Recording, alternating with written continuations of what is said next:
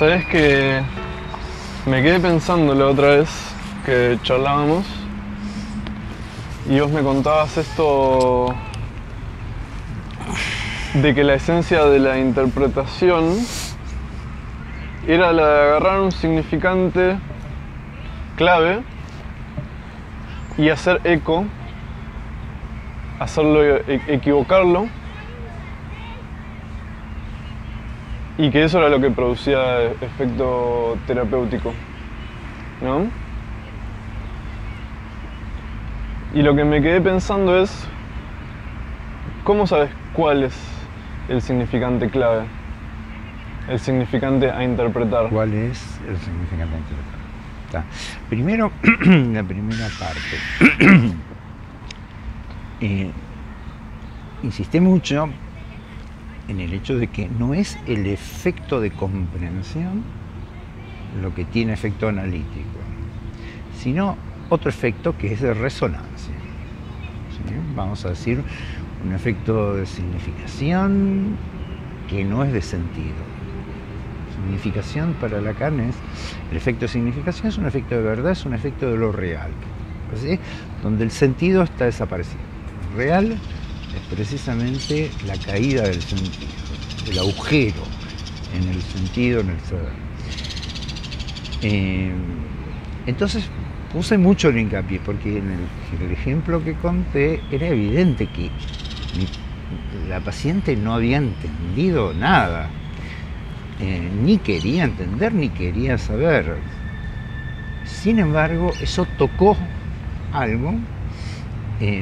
Digo, bueno, es ahí donde precisamente el sentido común te dice, bueno, no, tiene que hacer insight, tiene que darse cuenta, avivarse, hacerle sentido, comprender cuáles son las razones por las cuales se sabotea y se encuentra esa razón. No, nada de eso, nada de eso.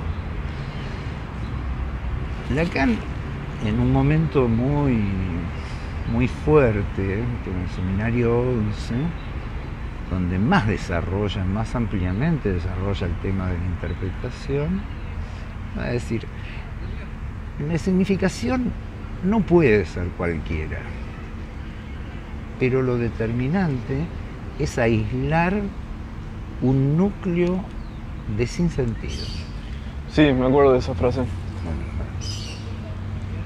Bien.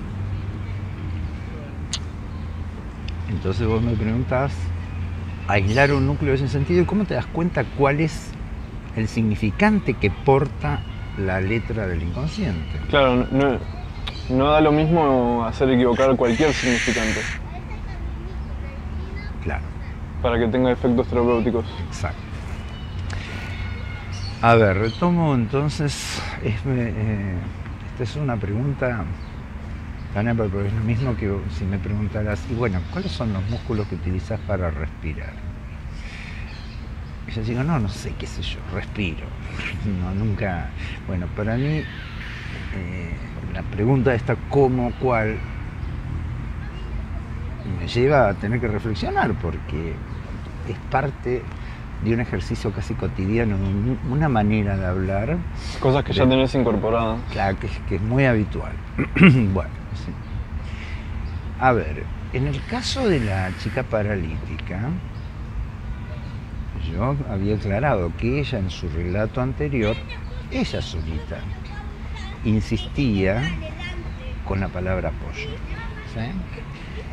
Ahora bien, la palabra apoyo, esto no lo dije, lo agrego, que fue la palabra entonces que yo equivoqué. La palabra apoyo, por ahí, y esto Freud siempre lo decía, puede llevar muchas otras direcciones, condensar muchísimas cuestiones. Sí. Pero condensar, acá lo digo, no en el sentido de condense significados, porque esta era un poco la idea, sino que condense letras de otras palabras. Por ejemplo, que haya elegido apoyo y no sostén, Ok. ¿sí? Ujú. Pues yo hubiera podido ser mi papá no me da sostén. La significación es la misma. La significación sería la misma. Y sin embargo, si hubiese sido con eso, bueno, por ahí hubiera sido otro el síntoma. Suponete, si hubiera dicho a lo largo, yo no tengo ningún respaldo de mi padre, entonces tal vez hubiera tenido un dolor conversivo en la espalda. Entiendo. ¿Sí? Ujú.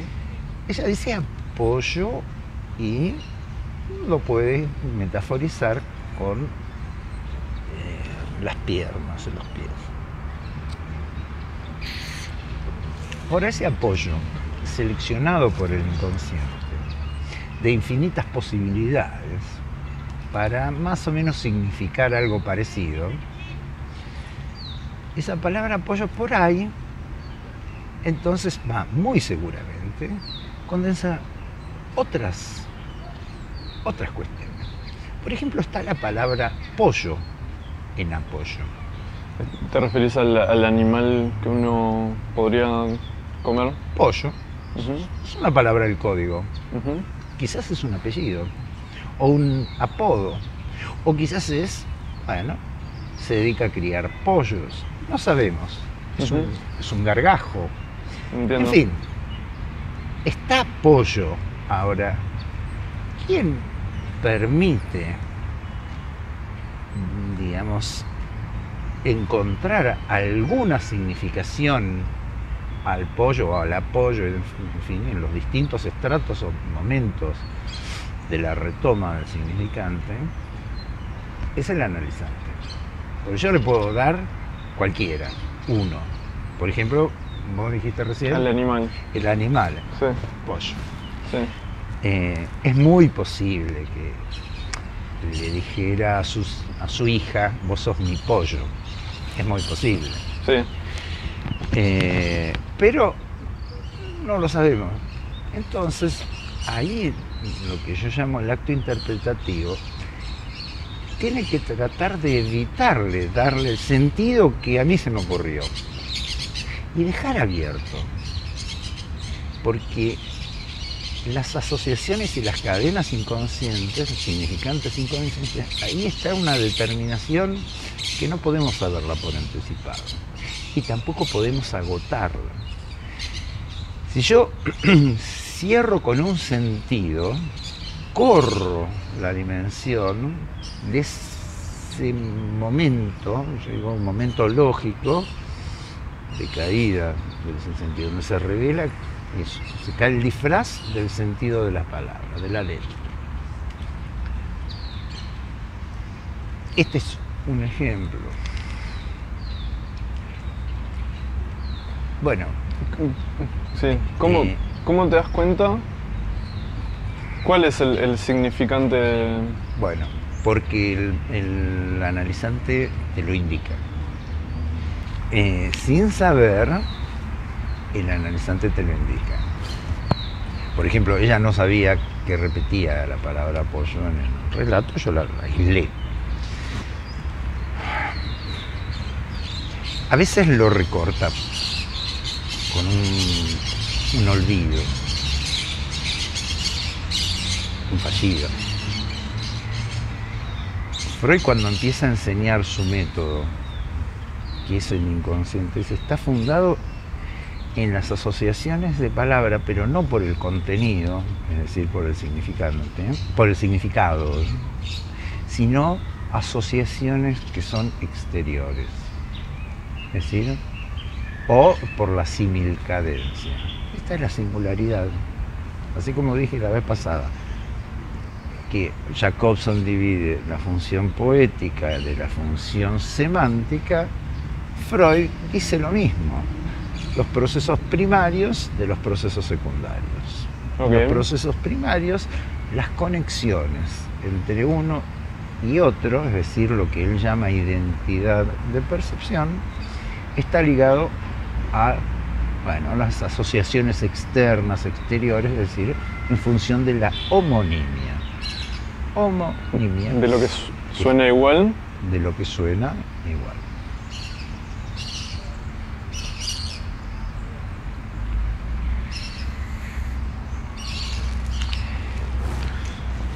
Entonces, en principio, ¿dónde lo pescaba Freud? ¿Dónde enseña a buscar los puntos de manifestación del inconsciente? En los olvidos de nombre, empieza un capítulo de psicopatología de la vida cotidiana. Si alguien quiere estudiar psicoanálisis, tiene que pasar necesariamente por la reflexión, la lectura, estudio y reflexión de eso que él cuenta ahí.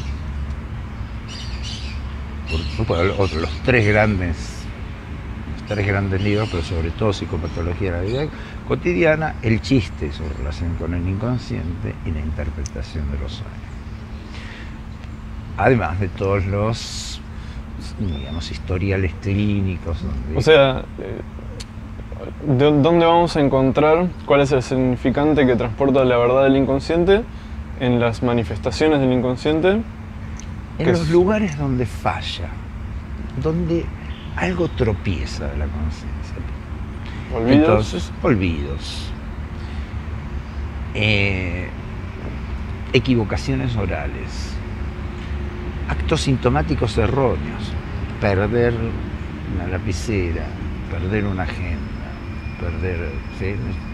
La palabra pérdida es absolutamente fundamental porque también en cualquier olvido hay algo del orden de la pérdida que se realiza.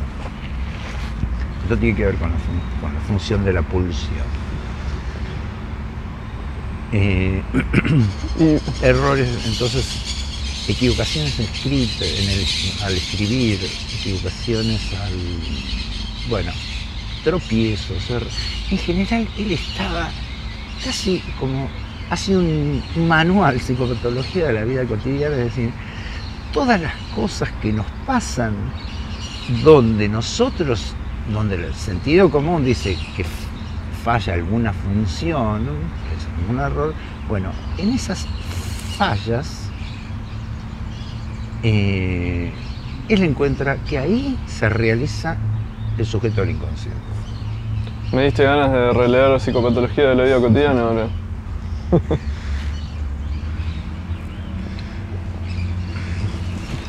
Y es una de las primeras recomendaciones que hace Lacan cuando empieza su enseñanza. Dice, bueno, lean, hagan palabras cruzadas, lean psicopatología, etcétera, etcétera, etcétera.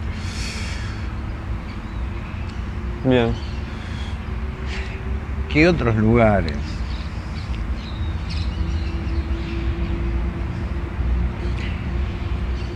Porque son muchos, evidentemente los síntomas también. Los síntomas, ¿no? Los sueños, lapsus. Y la determinación de los procesos inconscientes es muchísimo más amplia, diversa que los síntomas en el sentido clásico, incluso que estos fallidos. Siempre está en juego también la función de la repetición. O sea, si uno puede decir, ¿dónde está? Bueno, en algo que se repite. ¿Sí? Incluso, bueno, una metáfora no es sino la repetición de un significante en otro contexto que le da un efecto de significación diferente al sentido que tenía. ¿Sí? Revela, no es que revela que ya estaba ahí el sentido, esa es la idea común que uno tiene, que lo que se revela es lo que ya estaba ahí. En verdad lo que se revela con el efecto de significación metafórica es algo que se crea. ¿Que se crea en ese momento? Se crea. O sea, se revela en todo caso que el significante no estaba adherido al sentido que uno creía, sabía que tenía. Se revela esa equivocidad. Hablando de equivocidad, bueno, por eso, ya Lacan, que siempre se preguntó, ¿qué entendía Freud por el inconsciente? O sea, no es una respuesta tan sencilla y ya establecida canónicamente. Él se seguía preguntando hasta el final lo que entendía Freud, que era su único interlocutor, decía. Bueno, En el seminario del Unbewusst es Del inconsciente. justamente él redefine con un juego de transliteración, digamos, de dos idiomas. Unbewusst En alemán, en alemán inconsciente. es el inconsciente. Ujú. Él dice, el inconsciente entonces freudiano es, y ahí juega con el equívoco, dice, Unbewusst, una equivocación. O sea, define lo esencial. ¿Cómo es eso? ¿El juego de palabras? Unbewusstsein y digamos, Unbewusst en francés se escribe Unbewusst, que quiere decir una equivocación. Hay Ok. mucho trabajo, sobre Ok. todo se puede leer a Ricardo Rodríguez Ponte, la traducción que hizo, que se detiene en eso, y es realmente muy válido, muy lindo.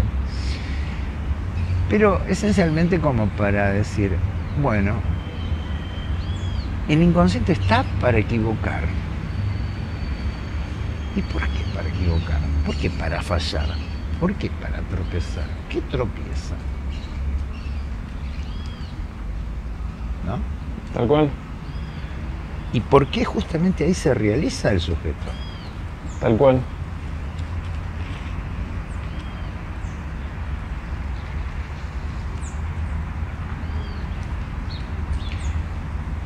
Tomo el gráfico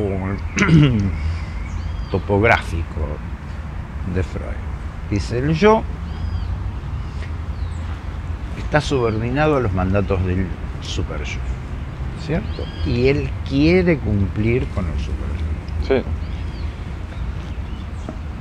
Pero a su vez está de alguna manera atravesado por los mensajes del ello. Ujú. Tiene Hay como decís, una falla, algo que es incoherente con lo que supuestamente quiere el yo. Claro. Entonces, dice, ¿a qué falla el inconsciente? El inconsciente es articulado con la pulsión, con el ello, y falla a la obediencia del yo a los mandatos de lo instituido, de lo sabido, de lo sagrado. Del super yo. Al super yo. O sea que Pero no es al super yo, ¿verdad? Es precisamente el trauma, es el fracaso del sujeto, del yo, de cumplir como se debe con lo que le demanda el super yo. Esta es la dialéctica. ese es el trauma. Esto es el trauma. Lo traumático del un fallido, la repetición de un trauma, está en que le fallo al deseo del otro, o a la demanda del otro, o al goce del otro, articulado en, digamos, el mandato superyoico y plasmado. Porque uno en cuando un piensa en la cuadro de repetición fantasma. de un trauma, piensa como en una situación muy dolorosa o lo que sea, o jodida, pero lo que vos decís es que en cada lapsus, en cada tropiezo del significante, síntoma, sueño, lo que se realiza, la satisfacción inconsciente, está en fallarle al mandato superyoico, y que eso es lo traumático. Eso es lo traumático para el yo, que pretende complacer al superyo. Entonces una herida, el trauma es una herida narcisista. Claro. No vaya uno a creer que lo que se traumatiza es el sujeto del inconsciente. El sujeto del inconsciente traumatiza Es una la herida, consistencia narcisística del yo. es una herida narcisista, yo entiendo, porque el yo, a cumplir el mandato superyoico, se siente bueno. Recompensado, amado, querido. Soy bueno porque reconocido. hago lo que debo. Al fallar a eso, ingresa en un terreno que sería como el del mal en algún punto. Aunque no sea un mal objetivo como ir a matar a alguien, sino como que subjetivamente el sujeto se siente malo por haber fallado de ese mandato. Bueno, se siente en falta, fallando. En falta. Falta es pecado también. Estar en falta, ¿sí? Pecar. No poder cumplir con lo que debe cumplir, ¿sí? En ese sentido, digamos, todo el mensaje del inconsciente es muy transgresivo con lo instituido, sea en el orden que sea. Casi diría, es un transgresor por excelencia. Pero bueno, si San Martín no hubiese sido un transgresor respecto de lo que imponían las reglas de lo instituido de la colonia española, no hubiésemos tenido liberación. O sea, ahí está la dimensión donde la misma transgresión que se produce en un acto fallido, un acto sintomático, se reproduce en un acto sublimatorio, en un acto creativo, etcétera, de otra manera. Saber hacer con eso que hace espontáneamente el inconsciente.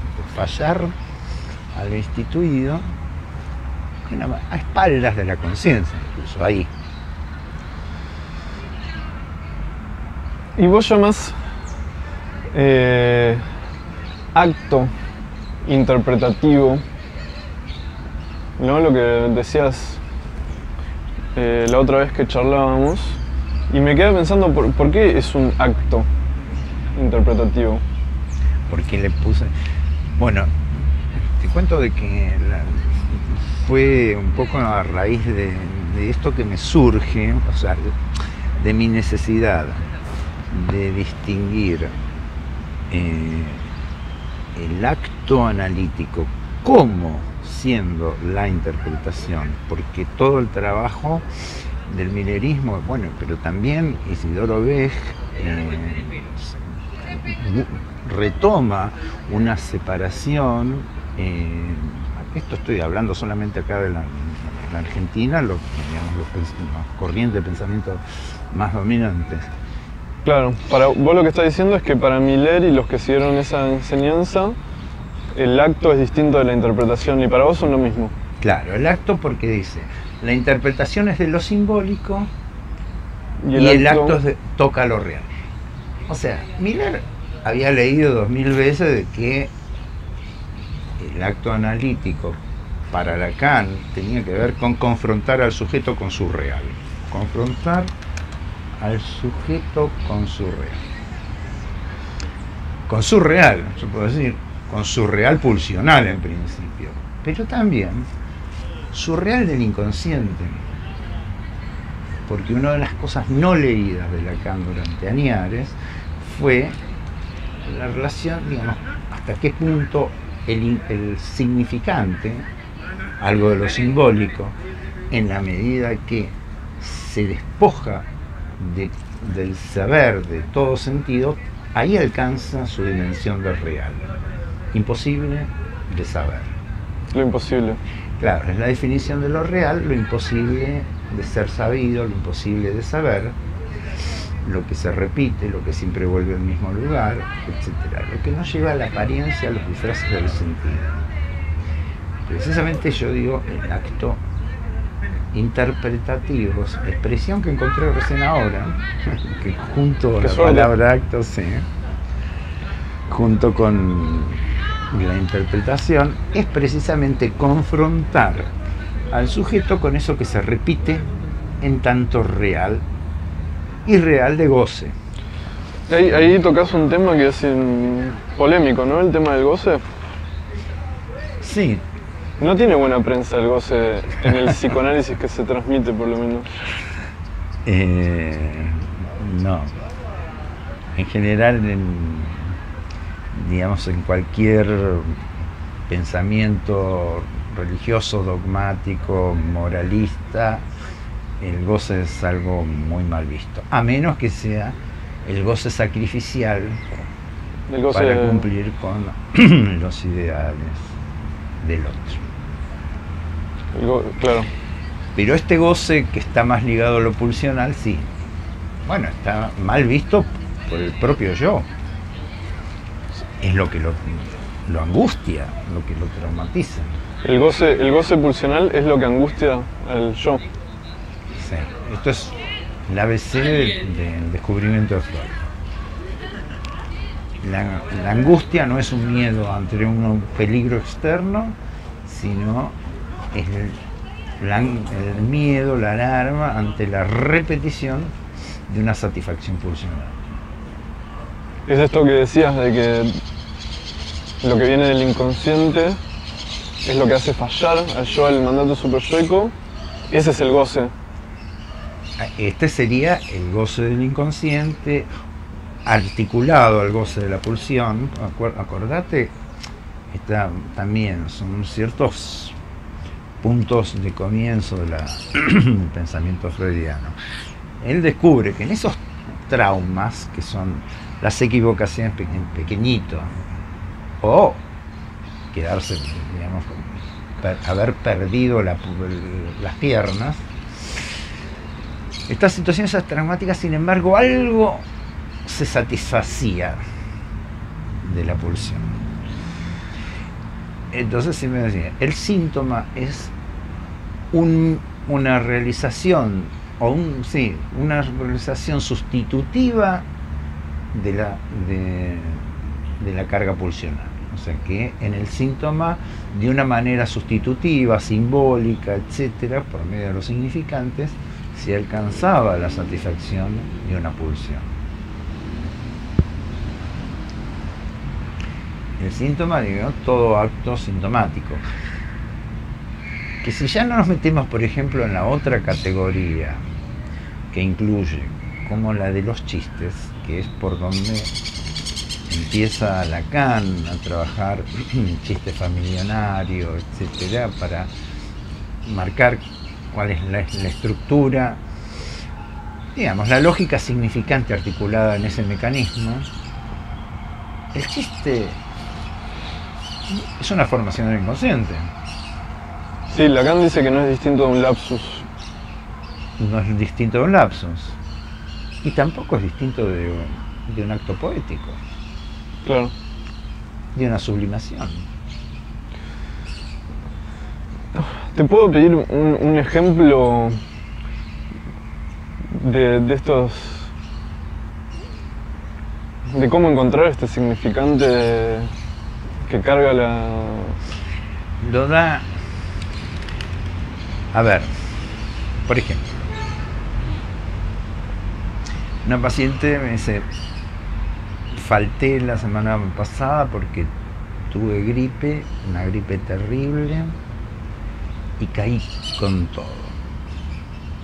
Yo cuando escucho caí con todo, escucho que se le escapó algo más de lo que me quería decir, que cayó, digamos, que tuvo un estado febril muy grande.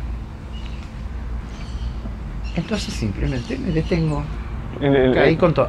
Con todo. Claro, es como que hay algo que no suena, simplemente sencillo. Si podés chingarla, ¿no? Pero bueno, entonces pregunto, caí con todo. ¿Qué esté viendo? Me derrumbé subjetivamente, me caí de algún lugar. ¿Viste? La pérdida, la caída,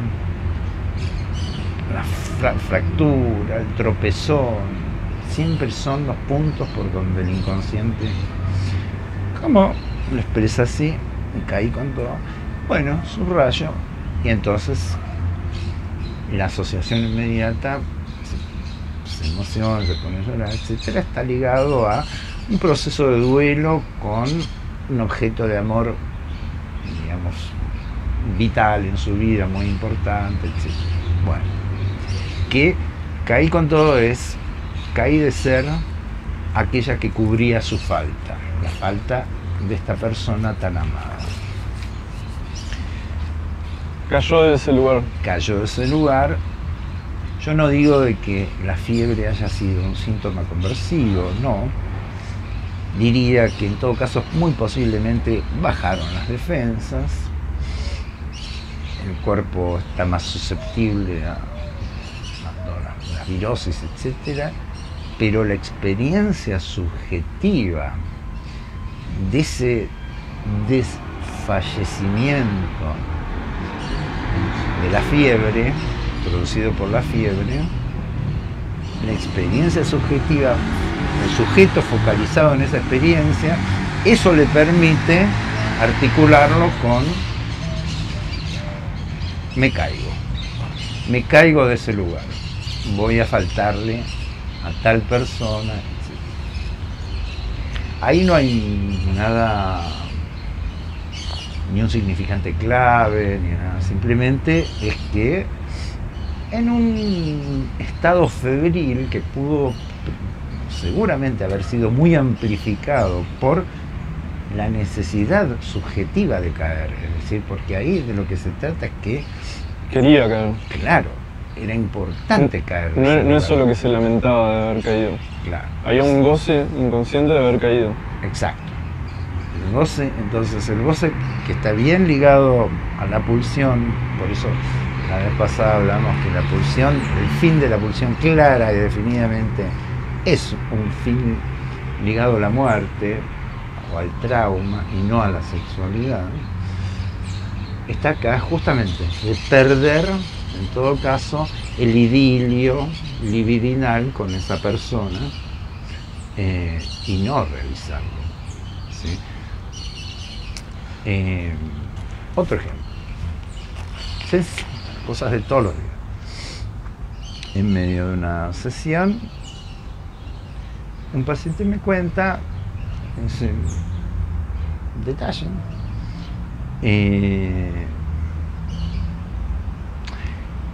Me estoy olvidando de llamar a mi profesor de inglés.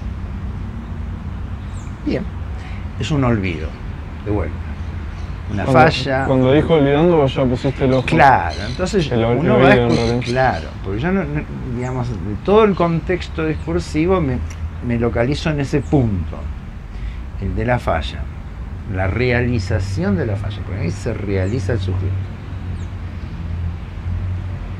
Pero yo qué sé, o sea, el saber que el analizante de todas maneras supone al analista, es una ilusión. Un analista sabe leer o no sabe leer, pero lo que sabe lo sabrá por otros lados y es otra historia que conectarse, digamos, con darle la palabra al inconsciente. Inglés, no se me ocurre nada. O sea, vos dijiste el significante claro, clave es inglés. Me estoy olvidando de llamar al profesor de inglés. No era profesor, era como que vos intuiste que lo olvido. Claro, que la palabra no era profesor, sino inglés. Inglés. Podría haber sido, me estoy olvidando del profesor. También podría haber sido. También podría haber sido. Pero vos intuiste que era inglés o digamos, probaste. Sí, ahí probé. Inglés.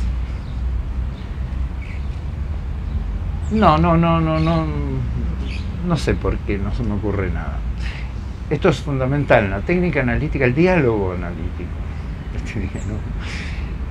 Llevado a la escena del análisis, es un diálogo que requiere necesariamente insistir con lo que es la asociación libre, porque las relaciones exteriores, como dice Freud, o por similcadencia, las relaciones homofónicas no son del pensamiento, es donde el sujeto no piensa que se producen esas relaciones homofónicas. Entonces, el único que puede aportar los datos del camino a seguir no es el pensamiento, sino es la evocación, la inspiración, diría.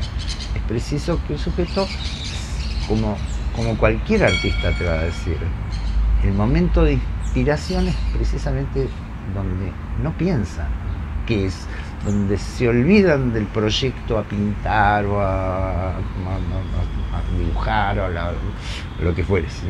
Algo que se sale del control.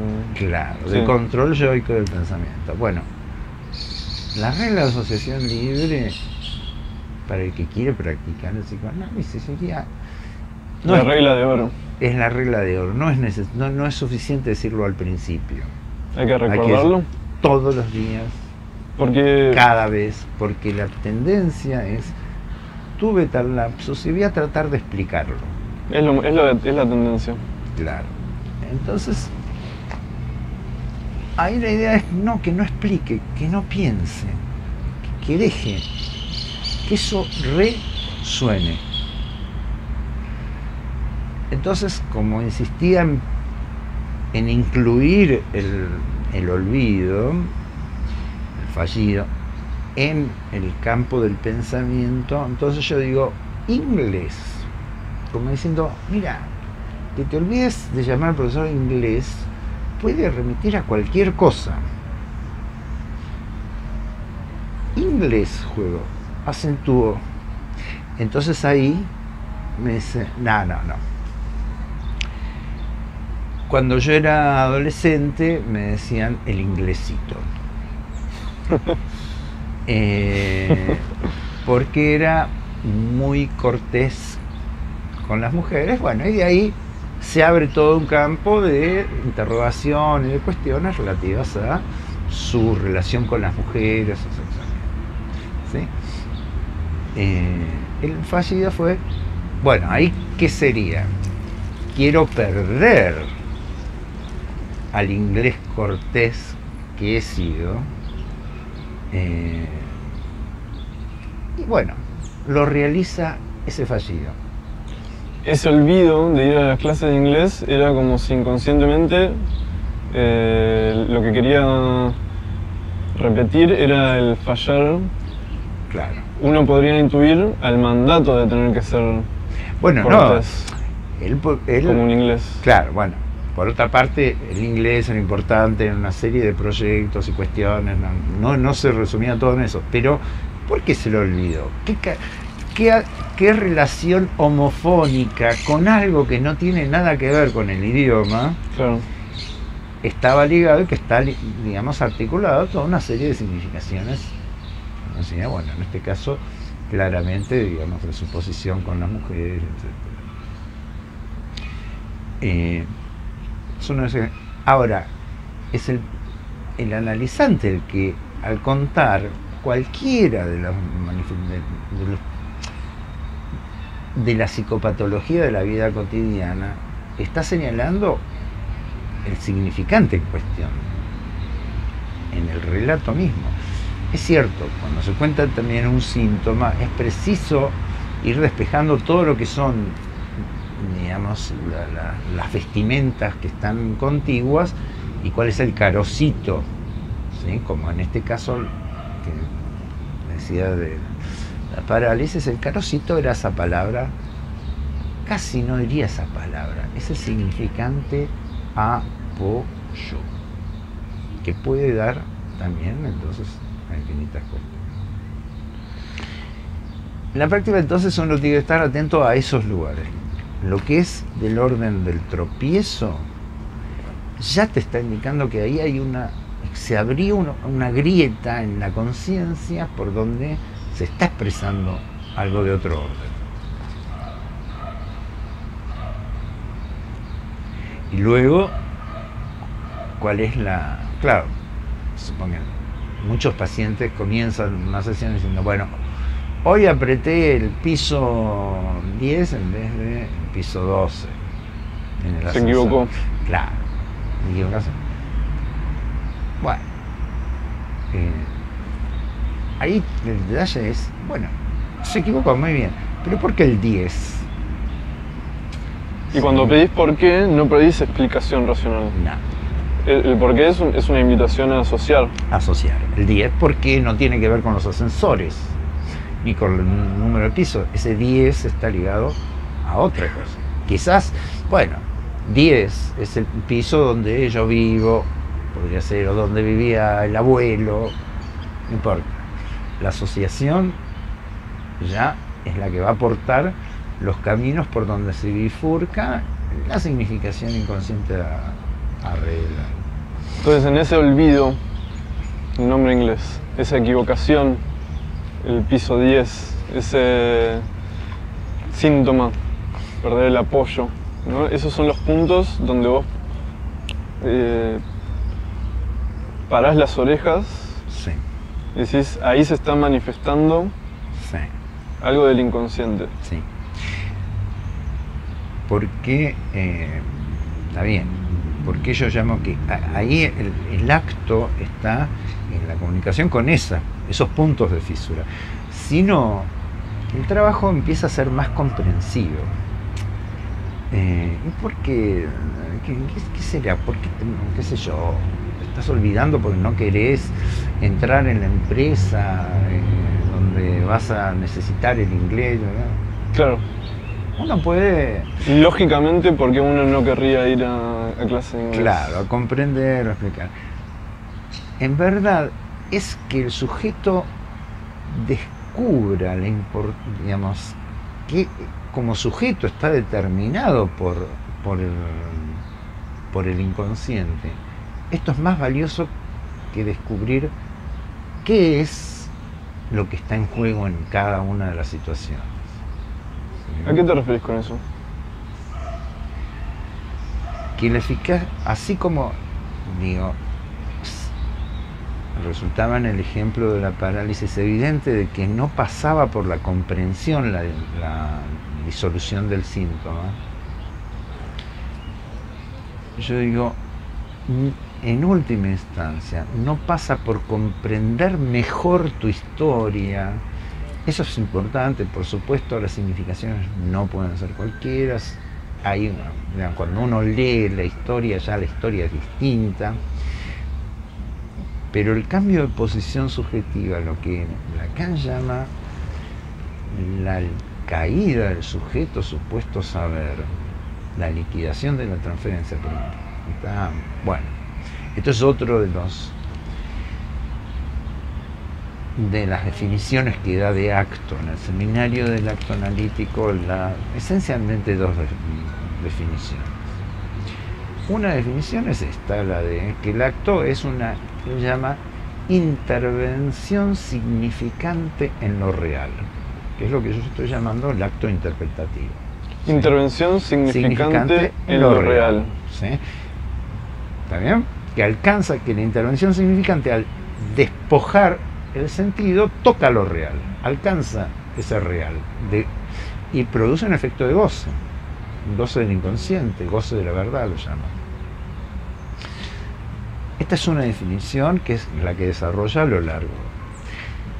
Dice, la consecuencia de este acto a la larga es la destitución de la función del sujeto supuesto saber. Es decir, es lo que opera con la liquidación de la transferencia. No por comprender, sino por estar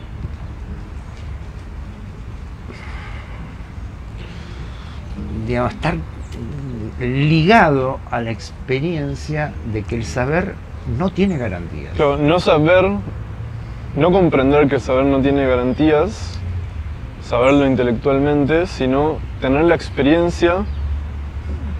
Exactamente. De que estamos determinados por cosas que son completamente ajenas a nuestra comprensión. Sí.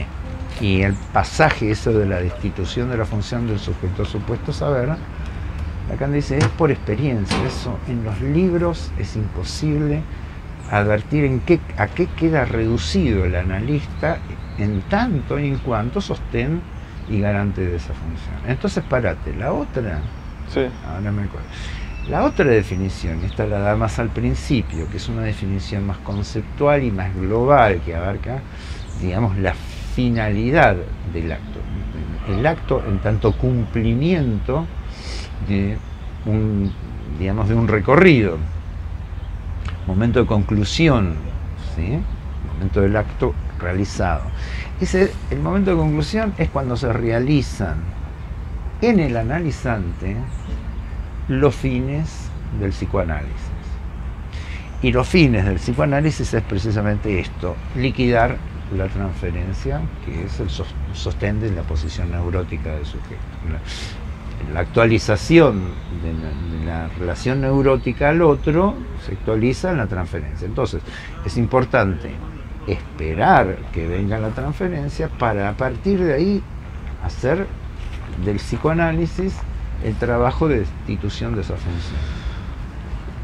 O sea, en la experiencia de uno atravesar estos momentos donde se realiza este acto inconsciente, donde se pierde, donde aparece ese sinsentido, se pierde ese saber y se realiza como el descubrimiento de la equivocidad de las palabras y todo esto que decís que se realiza en el goce inconsciente, en el acto analítico, a la larga lo que hace es hacer que caiga esta ilusión de que habría un saber perfecto y completo con respecto a las cosas, que las cosas tienen un significado y esa función está puesta en el analista. Claro, la transferencia sería eso.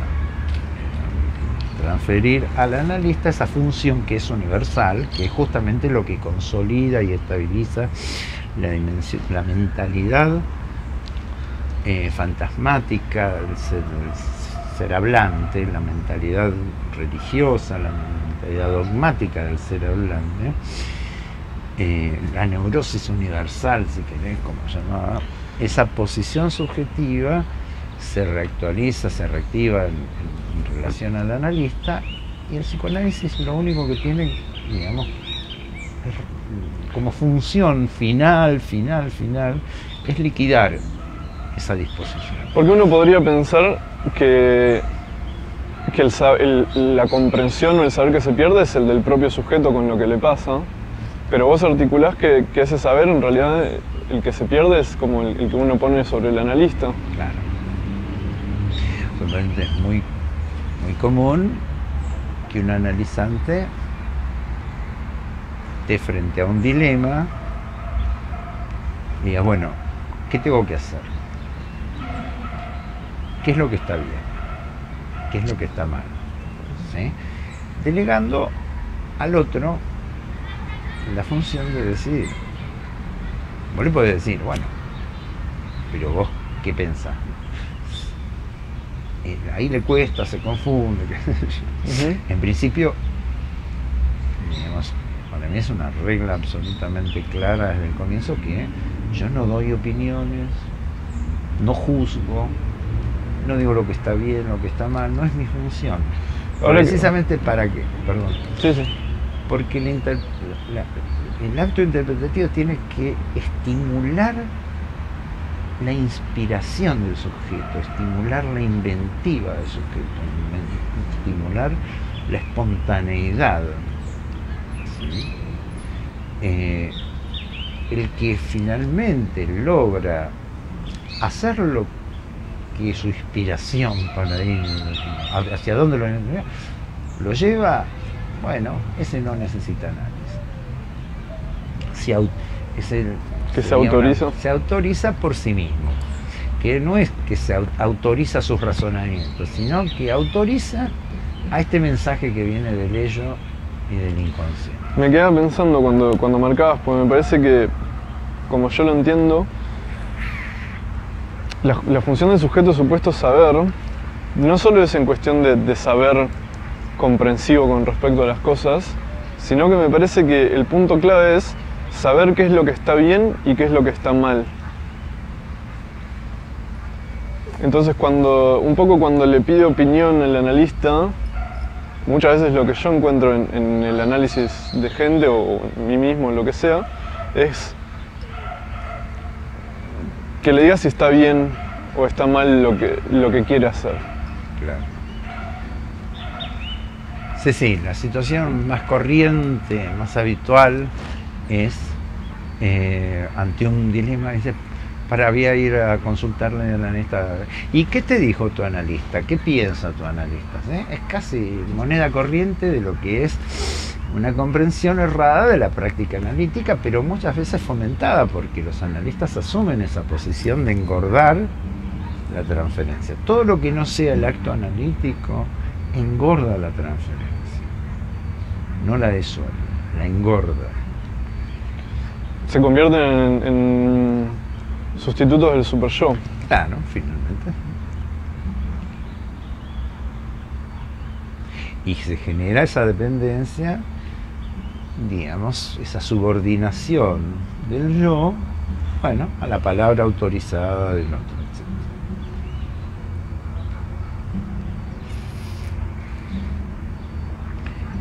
Esta especie de inspiración subversiva, transgresiva del inconsciente,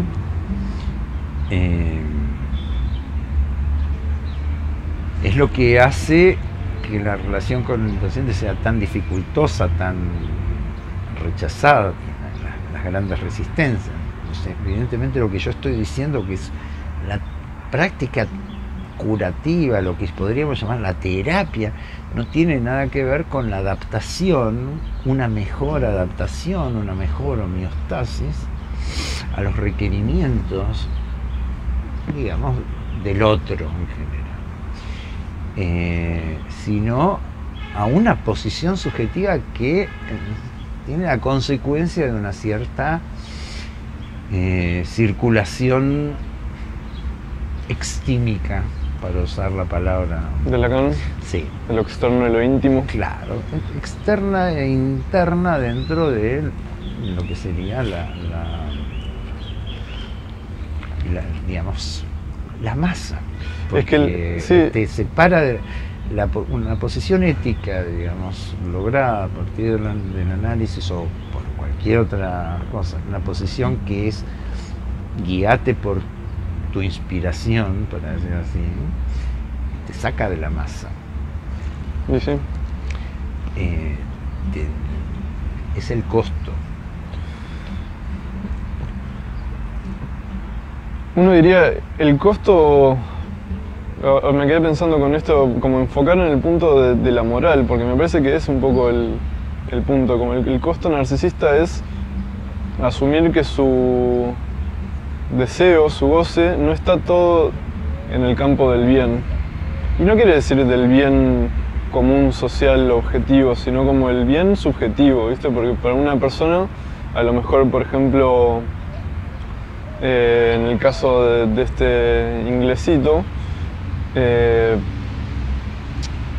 no está del lado del mal ser un poco menos cortés con las mujeres, o sea, no es ilegal, pero para esa persona subjetivamente a lo mejor quedaba dentro de lo que está mal superyoicamente. Y por eso mencionabas lo de las resistencias y lo de la transgresión, porque lo que descubre el análisis es que estos mensajes del inconsciente, este goce inconsciente, es un goce que está dentro de lo que está considerado mal subjetivamente para el sujeto y que no quiere asumir como propio. Así de sencillo. Si habla y se impone el ello y el no reprimido, soy malo. Claro, el super yo te va a condenar, te va a echar, o sea, caes del paraíso. No soy completamente bueno, o sea, no es que soy un diablo, digamos, pero no. Claro. Lo que pasa es que entonces ahí es, bueno, qué es bueno, qué es malo. Siempre lo bueno está ligado a lo que de alguna manera sentís como que te está demandado, claro, por el otro, lo bueno en función del otro. Y se me ocurre eso, que el lugar al que uno demanda al analista ponerse en este lugar de sujeto supuesto saber, es el que sabe sobre lo que está bien y lo que está mal, como para intentar mantener esa dimensión moral a la que se aferra la conciencia.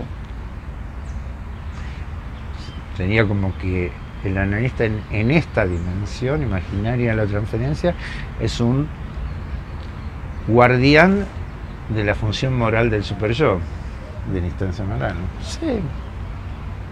La lógica es esa, que si te inclinas de un lado, renuncias a la satisfacción pulsional. Esa es la causa de la neurosis. Si das lugar a todo lo que tiene que ver con tu verdad, y perdés el lugar de subordinado.